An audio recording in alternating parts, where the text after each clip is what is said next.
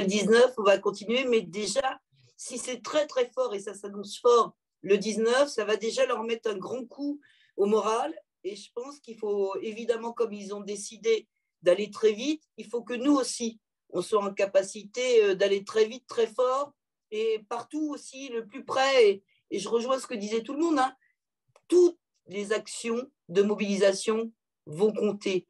De l'heure de grève choisie à bon escient dans l'entreprise et qui paralyse la production pour la journée tout entière, aux grèves sur plusieurs jours, mais aussi aux signatures des pétitions, mais aussi aux rassemblements, y compris dans le plus petit des villages. Moi, j'habite dans un village de 600 habitants. Bah, si on se réunit, toute la population, il ne faut pas croire, hein, les préfs, elles surveillent de tout temps. C'est l'histoire du mouvement social.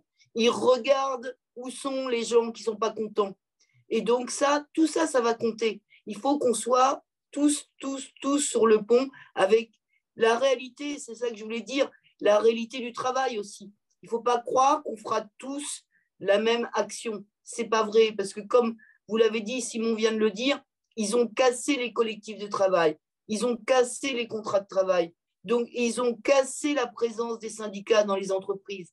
Et donc pour beaucoup, c'est plus difficile parce qu'on est isolé, parce qu'on n'est plus lié justement à l'employeur qui a un peu de mano à mano la main sur son contrat de travail et sur son embauche. Donc on ne peut pas demander à un jeune, à un salarié précaire de rentrer dans une règle reconductible, ce n'est pas vrai. Mais par contre, il peut agir avec ses moyens et tous ensemble, on va gagner, c'est inéluctable, on a raison. C'est un projet de société, c'est projet contre société. Je voulais juste terminer en disant que la retraite, c'est aussi notre conception au travail. On l'a tous dit là.